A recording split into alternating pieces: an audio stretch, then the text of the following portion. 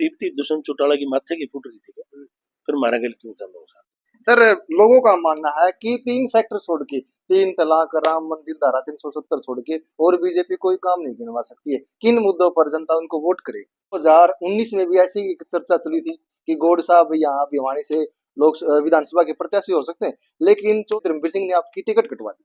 चर्चा क्यों चली थी सर? फिर एक एमपी के कहने पर आपकी टिकट कटी? ना ना ना ना, ऐसा कुछ नहीं। हरियाणा युवा आयोग की चेयरमैन भी रही थी। युवा कितना खुशहाल है सर बीजेपी के राज। हरियाणा में बेरोजगारी खत्म करने के लिए क्या अपने प्लान तैयार कर रखे पूरे युवाओं को हम उद्योगपति बनाना चाहते हैं? लोकसभा के साथ में विधानसभा का चुनाव हो सकता है और मुकेश गौड़ विधानसभा के लिए कति तत्पर है। हैं। अब पूछिए आप असली बात। कर इस समय भारत की छोटी काशी भिवानी के अंदर मौजूद है। आदर्श आचार संहिता लग रही है। पार्लियामेंट के चुनाव हैं। लगभग 10 के 10 कैंडिडेट बीजेपी की तरफ से हरियाणा में चिन्हित हो चुके हैं, लेकिन अभी तक कांग्रेस इस पर चर्चा कर रही है, मंथन कर रही है से उनका जिताऊ कैंडिडेट हो सकता है। आज अपने साथ में बात करने के लिए एक ऐसे शख्सियत है, इनके परिचय की कोई आवश्यकता नहीं है क्योंकि इन्होंने अपना नाम कमाया। भिवानी के अंदर ही इन्होंने की इतनी लोकप्रियता है। प्रसिद्ध समाज सेवी, उद्योगपति कहें और बीजेपी का एक बहुत बड़ा चेहरा हम यहाँ बोल सकते हैं, क्योंकि एक हरियाणा में अपनी कहावत है कि थोड़ पड़ा पत्थर भारी हो है। वो मुकेश गौड़ जी के ऊपर बहुत अच्छी तरह से लागू होती है, क्योंकि जब से बीजेपी में पार्टी में आए हैं उसके बाद से एक जगह पर बीजेपी में रहे हैं। बीजेपी ने अनेकों इनको पद दिए हैं। मैं मेयर के जब चुनाव हुए थे रोहतक के अंदर, उसके गौड़ साहब को प्रभारी बनाया गया था और आज हाल फिलहाल में भिवानी का जिला अध्यक्ष बना गया। गौड़ साहब नमस्कार, स्वागत आपका। नमस्कार। इस तरह से देखते हैं बीजेपी को, कहाँ से देखते हैं और कहाँ तक पहुंच गई? नहीं, वो तो मैं क्या, पूरी दुनिया देख रही है कि जहां से हमने स्टार्ट किया था, दुनिया का पूरे विश्व की सबसे बड़ी राजनीतिक पार्टी है।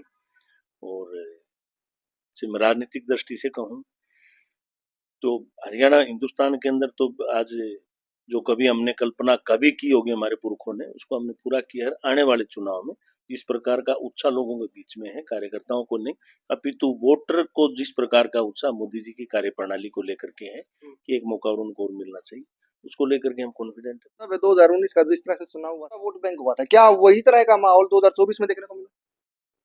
देखिए, इसमें कोई दो राय नहीं कि मोदी जी हमारा चेहरा है और पूरी दुनिया में आज कोई सबसे मजबूत और ताकतवर नेता है, तो ये जो किसी भी पार्टी का उसको फक्र होना चाहिए कि मोदी जी दुनिया के सबसे मजबूत नेताओं में से एक है। दूसरी, केवल मोदी जी तक सीमित ना करें। मोदी जी हमारा सबसे बड़े नेता हैं और दुनिया के सबसे बड़े नेता हैं, परंतु भारतीय जनता पार्टी की जो आइडियोलॉजी है, जो विचारधारा है, हमने जिस प्रकार का विजन लेकर के पार्टी का गठन हुआ था उसके ऊपर हमने काम किए, तो लोग हमारे काम को पसंद कर रहे हैं। गठबंधन में सरकार थी आपकी, उसके बाद गठबंधन टूट गया है, सीएम चेहरा भी बदल दिया, नई कैबिनेट का विस्तार हुआ। क्या हरियाणा में वोट बैंक बढ़ पाया या मनोहर लाल खट्टर की छवि को देखते हुए हरियाणा का सीएम बदलने की आवश्यकता होगी? ना ना, ऐसा नहीं। देखिए, मनोहर लाल जी ने जिस प्रकार का काम किया पूरे भारत देश के अंदर, अन्य राज्यों के अंदर भी उनके द्वारा किए गए बहुत से ऐसे काम है जिनका अनुसरण बाकी राज्यों के अंदर किया गया। माननीय मनोहर लाल जी ने हिंदुस्तान के अंदर एक नई राजनीतिक शुरुआत की, बिना पर्ची और खर्ची की बात है। बहुत से ऐसे काम है, मैं गिना नहीं सकता, इतने काम। मनोहर लाल जी की कहीं और आवश्यकता थी, इसलिए उनको वहां से दूसरे व्यक्ति को मौका दिया गया। नायब सैनी जी जो हमारे मुख्यमंत्री हैं, हम उम्र है, बड़ी अच्छी हमारे लिए फकर की बात है कि हमारे बीच के कार्यकर्ता को मौका दिया। यहाँ से परिवारों से मुख्यमंत्री नहीं निकल के आते, यहाँ कार्यकर्ताओं के बीच से निकल करके आते हैं। चाहे वो मोहन यादव जी की बात हो मध्य प्रदेश में, चाहे वहाँ भजन लाल शर्मा जी की बात हो राजस्थान में, चाहे वो नायब सैनी जी की बात हो, तो यहाँ पर कोई पूछतानी किसी की चीज नहीं, गिरदावरी नहीं है। यहाँ पर तो नए कार्यकर्ता को मौका मिलेगा, कार्यकर्ताओं के बीच में से लीडर बन के आएंगे, मुख्यमंत्री बनेंगे, एमपी बनेंगे, सब इन लोगों के बीच में से। सर, बीजेपी में ऐसा माना जा रहा है कि कोई भी स्थायी नहीं है। सीएम की कुर्सी उन्हीं की है, उनको बदल दिया। 2019 में भी ऐसी एक चर्चा चली थी कि गौड़ साहब यहाँ भिवानी विधानसभा के प्रत्याशी हो सकते हैं, लेकिन चौधरी धर्मवीर सिंह ने आपकी टिकट कटवा दी। ना, यहाँ कोई किसी को टिकट दिलवा नहीं सकता, कोई किसी की टिकट कटवा नहीं सकता। मेरी टिकट किसी ने नहीं कटवाई। मैं उस समय के वातावरण के हिसाब से, उस समय की जो परिस्थितियां थी, फिट नहीं बैठा हूँ, इसलिए पार्टी ने मुझे मौका नहीं दिया।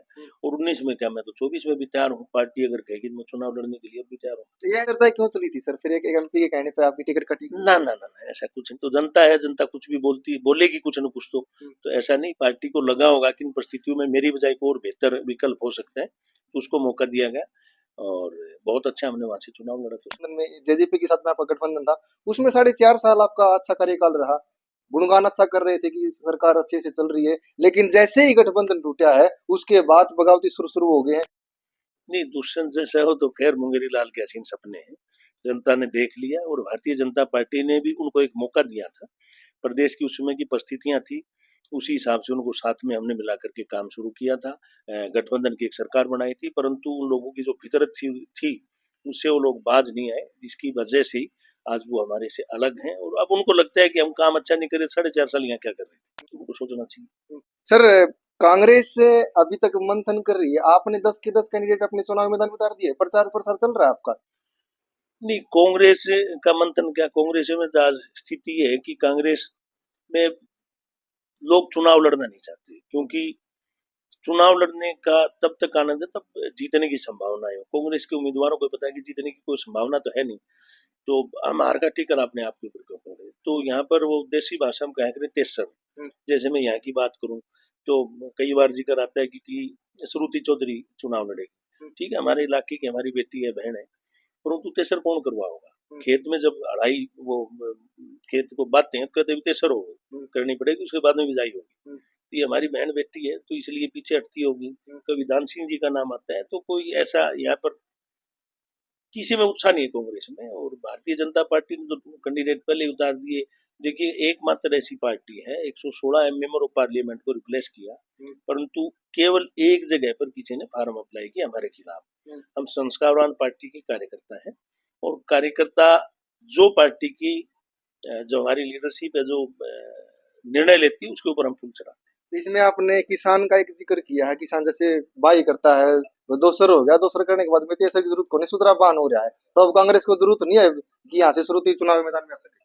तो कांग्रेस तय करेगी। आप पिछले कितने दिनों से देख रहे हो, आज लिस्ट आएगी, कल आएगी, कल आएगी, परसों आएगी। चाहे रोहतक की बात हो, कहीं की भी बात हो, वो पूरे 9 लोग अब तक वो डिसाइड नहीं कर पाए किन को चुनाव लड़वाया जाए। तो बस वही है, यहाँ पर आपसी लड़ाई है परिवारों के बीच से, सोचने की, भाई हुड्डा परिवार हो, चाहे बंसीलाल परिवार हो, और भी हो, तो वो परिवारों का मामला है साहब। सर, प्रथम चरण के चुनाव हो चुके हैं, वोटिंग हो चुकी है, 102 सीटों पर चुनाव हुआ, मतदान हालांकि डाउन हुआ है बंगाल को छोड़कर। कुछ लोगों का मानना है कि जो मतदान कम होता है मुजदा सरकार को उसका फायदा होता नहीं, अब तक का तो ट्रेंड ये रहा है कि कम मतदान का बेनिफिट होता है, परंतु अब मतदान को केवल इस चीज से ये है कि अब काम काम का भी टाइम है। अन्यथा ये मतदान बढ़ेगा तो ही बीजेपी का वोट परसेंट बढ़ेगा, आप देख लेना। पीछे के मुकाबले सीटें तो बढ़ेंगी हमारी, उसके अलावा हमने वोट परसेंटेज जो है वो भी मोदी जी की लोकप्रियता, क्योंकि अंतर्राष्ट्रीय स्तर के ऊपर इस बात का की नजर है कि कितना परसेंटेज बीजेपी को वोट मिलता है, कितनी लोकप्रियता मोदी जी की बढ़ी है। तो जितने भी कहीं वो जहां से भी रिपोर्टें आ रही हैं, तो तमाम जगह से लग रहा है कि मोदी जी पहले के मुकाबले तकरीबन 8 से 10% हमारा वोट में बढ़ने वाला है। है। किसानों की तरफ से विरोध शुरू हो गया है, इसके पीछे क्या सच में बीजेपी कुछ काम नहीं कर पाई 9.5 साल के कार्यकाल में, या कुछ प्री प्लान करके उनका विरोध किया जा रहा है। नहीं, देखिए, भारत देश के अंदर अगर मैं किसान की बात करूं तो सबसे अच्छी स्थिति में हरियाणा प्रदेश का किसान है, परंतु कुछ एक ऐसे लोग हैं जिनको आंदोलन करने में आनंद आता है। आप पिछले 9.5 साल का आप रिकॉर्ड उठा लीजिए, किसी भी बॉर्डर का, किसी भी आंदोलन का, जितने भी आंदोलन हुए उनमें वही 400-500 लोग हैं। रही कैंडिडेट के विरोध की बात, कैंडिडेट का विरोध अगर 500 लोग कहीं बैठ करके बात को सुन रहे हैं और 2 लोग उसमें विरोध कर रहे हैं, तो 498 लोग तो पक्ष में है। केवल 2 लोग को नेगेटिव न्यूज ना दिखा करके, नेगेटिव की चर्चा ना करके सकारात्मक भी सोचना चाहिए। तो 500 में से 2 लोगों ने विरोध किया होगा, 498 लोगों ने सुना होगा, ये हमारे लिए सकारात्मक। हरियाणा युवा आयोग की चेयरमैन भी रही थी, युवा कितना खुशहाल है सिर्फ बीजेपी का। देखिए, युवा के लिए मैं युवा आयोग में चेयरमैन रहते हुए मैंने नशे को लेकर के, लोगों को, नौजवानों को जागरूकता को लेकर के बहुत से काम किए। तो मैं तो यही संदेश भी आपके टेलीविजन के माध्यम से दूंगा, चैनल के माध्यम से, युवा अपने आप को नशे से दूर रखें, युवा अपने आप को आगे बढ़ाएं और देश की तरक्की में अपना योगदान दें। सर, लोगों का मानना है कि 3 फैक्टर छोड़ के, 3 तलाक, राम मंदिर, धारा 370 छोड़ के और बीजेपी कोई काम नहीं गिनवा सकती है। किन मुद्दों पर जनता उनको वोट करे। आप कहाँ से आए हैं? मैं तो हिसार से हूँ। हिसार से आए? कौन से रोड से चल के आए? नहीं, रोड के जनता मैं तो इसी के माध्यम से तो बताऊंगा ना। आप हिसार से जब आए होंगे तो आपको एक बड़ा 4 लाइन का रोड बनता हुआ दिखाई दिया होगा। आप कभी चंडीगढ़ गए? 152 रोड में छोटी छोटी चीजें बता रहा हूँ। हरियाणा प्रदेश की मैं बात करूं, देश की छोड़ दीजिए आप, हरियाणा प्रदेश में कोई डिस्ट्रिक्ट हेडक्वार्टर ऐसा बाकी नहीं जिसके ऊपर हमने मेडिकल कॉलेज ना बनाया। कोई डिस्ट्रिक्ट हेडक्वार्टर ऐसा नहीं जिसके ऊपर यूनिवर्सिटी या तो बन चुकी या बनने वाली है। एजुकेशन को लेकर के कहो, स्वास्थ्य को लेकर के लो, डेवलपमेंट को लेकर के कहो, हर विषय के अंदर, हर क्षेत्र के अंदर, रक्षा की बात करो तो ये 3 तलाक ये एक अलग विषय है। ये तो बहुत छोटे से विषय हैं। इसके अलावा हमने इतना काम किया कि तभी तो आज दुनिया की सबसे बड़ी इकोनॉमी बनती जा रही भारत की अर्थव्यवस्था। सर आपने अपनी बातों में जिक्र किया 3 तलाक, राम मंदिर एक छोटा सा मुद्दा है, इससे बड़े बड़े भी काम आपने किए। नहीं, छोटा देखिए, राम मंदिर का जो मुद्दा है ये हमारे लिए केवल एक मुद्दा नहीं है, ये तो हमारे स्वाभिमान का प्रतीक था। 700 साल से हमारे लिए चुनौती की तरह खड़ा था। हमने लोगों से कमिटमेंट किया था कि जब भारतीय जनता पार्टी की सरकार आएगी तो हम यहाँ पर राम मंदिर का निर्माण करेंगे। और ये बड़ी दुर्भाग्य की बात थी कि इतने सालों तक हमारे आराध्य एक तंबू के अंदर थे। हमें इस बात के गौरव की अनुभूति है कि हमने जो एक कल्पना की थी, जो लोगों से कमिटमेंट किया था, हमने उसको पूरा किया है। और आज एक भव्य मंदिर पूरी दुनिया ने उसको देखा, बनते हुए देखा, वहां पर प्राण प्रतिष्ठा को देखा और अब वहां पर लाखों करोड़ों लोग जाकर के दर्शन कर रहे हैं। तो ये हमने एक चुनौती उस समय हमारे लिए जो खड़ी थी, हमने उसको पूरा किया। अब हमने अपना एक सपना था वो पूरा करके दिया जनता को। वो डेवलपमेंट नहीं, वो हमारी आस्था है। मैंने इसलिए कहा कि ये अलग विषय है, वो अलग विषय है। ये हमारी आस्था का प्रतीक था, उसको हमने पूरा करने का। सरपंचों को लेकर टेंडर प्रथा निकाली थी, ई टेंडर प्रणाली, उसका सरपंचों ने पूर्ण विरोध किया था। पंचकुला में गए, विधायकों की कोठियों के बाहर धरना दिया है। अब सरपंचों ने एक पहल शुरू कर रखी है कि हम घर घर जाकर बीजेपी बहिष्कार करेंगे। बीजेपी को वोट नहीं देना, कि कांग्रेस को किसी को दो या एंटी पार्टी को किसी को दो। आप एक के बीजेपी के जिला अध्यक्ष बना रखे, कोई सरपंच आपसे रूबरू हुआ है, उन्होंने आपके समक्ष कोई मांग रखी है? ऐसा कोई विषय मेरे सामने आया नहीं। और मैंने अपने पिछले आपके क्वेश्चन के आंसर में मैंने बताया कि जो 500 लोग 700 लोग हैं उनमें से कुछ सरपंच भी हैं, वही लोग इस प्रकार की बात करते हैं। अन्यथा सरपंचों ने आगे बढ़ करके भारतीय जनता पार्टी कैंडिडेट का, भारतीय जनता पार्टी आइडियोलॉजी को पसंद किया है और इस काम में वो लोग लगे हुए हैं। सरपंचों का पूरा समर्थन हमारे साथ है। मेंबर हो, सरपंच हो, बीडीसी मेंबर हो, जिला परिषद के मेंबर हो, सब लोग हमारे साथ मजबूती के साथ हैं। ये लोकसभा के साथ में विधानसभा का चुनाव हो सकता है और मुकेश गौड़ विधानसभा के लिए कति तत्पर है? अब पूछिए आप असली बात। मैं 100% तैयार हूँ और मुझे लगता है कि पार्टी अब की बार मुझे मौका देगी। मैं मौका देगी तो मेरी पूरी तैयारी पूरी टीम के साथ में, कार्यकर्ताओं के साथ में चुनाव लड़ने के लिए पूरी मजबूती के साथ हम तैयार करेंगे। ये तो कोई स्थायी नहीं, मैंने अब पहले भी चर्चा कर ली सर, बीजेपी में कोई पद स्थायी नहीं है, किसको कहां पर, क्योंकि जब एक दिन पहले पीएम साहब मनोहर लाल खट्टर की तारीफ कर रहे थे, अगले रातों रात काया पलट गई, सीएम चेहरा हटा कर दूसरा सीएम ला दिया और उनको एमपी के लिए फिर करनाल से छोड़ मैं उम्मीद करता हूँ ऐसी काय मेरी भी पलट जाए। दिया। उम्मीद करते हैं। हरियाणा में बेरोजगारी दर बहुत बढ़ गई है सर, अलग अलग युवा अलग अलग कंट्रियों में जाकर, और फिर उन कंट्रियों से उनकी कहीं ना कहीं सुसाइड या मर्डर की खबर आती है तो बहुत आघात पहुंचता है। हरियाणा में बेरोजगारी खत्म करने के लिए क्या अपने प्लान तैयार कर रखे? बेरोजगारी को लेकर के हमारे देखिए 1.5 लाख के आसपास हमने गवर्नमेंट जॉब की है और 1.5 लाख से ऊपर हमने कौशल विकास के थ्रू नौकरियां दी है। कोई भी सरकार प्रत्येक व्यक्ति को गवर्नमेंट जॉब दे नहीं सकती। मैं इस चैनल के माध्यम से भी मैं अन्य मेरे कार्यक्रमों में भी कहता हूं कि हमने इस सरकार ने एक पहल की और युवाओं को हम उद्योगपति बनाना चाहते हैं। युवा उद्योगपति बने, इसके लिए अलग अलग डिपार्टमेंट के हमने ट्रेनिंग इंस्टीट्यूट या ट्रेनिंग के कैंप लगवाए और युवाओं को रोजगार के लिए हमने बैंकों से बातचीत की, बैंकों के माध्यम से उनको लघु और कुटीर उद्योग के लिए लोन देने की बातचीत की। अब अगर कोई व्यक्ति केवल नौकरी के ऊपर आश्रित रहना चाहते हैं तो देश और प्रदेश के साथ भी धोखा है। नौजवानों को आगे बढ़ करके और उद्योगपति बनने की तरफ प्रयास करना चाहिए, ताकि हम उद्योगपति बनेंगे, देश की अर्थव्यवस्था में सुधार होगा, हम चाइना जैसे देश को टक्कर दे पाएंगे, ताकि देश पूरी दुनिया के अंदर सबसे बड़ी अर्थव्यवस्था बन करके निकल के आए। आज मंडी है आपके नजदीक में ही, और उन्होंने बड़ा दावा किया है डिप्टी सीएम दुष्यंत चौटाला ने कि किसान की दुर्दशा हो गई है जब से गठबंधन टूटा है। मंडियों में फसल जाती है लेकिन उनको खरीदारी के लिए कोई व्यापारी नहीं मिलता वहां। किसने कहा ऐसा? दुष्यंत चौटाला पूर्व डिप्टी सर। चलो मैं इसमें 1 मिनट में खत्म कर। दीप्ति दुष्यंत चौटाला की माथे की फूट रही थी क्या? फिर मारा गया क्यों था? लोग साथ 4.5 साल तो साथ रहा ना। ये दुष्यंत चौटाला का मानसिक दिवालियापन है।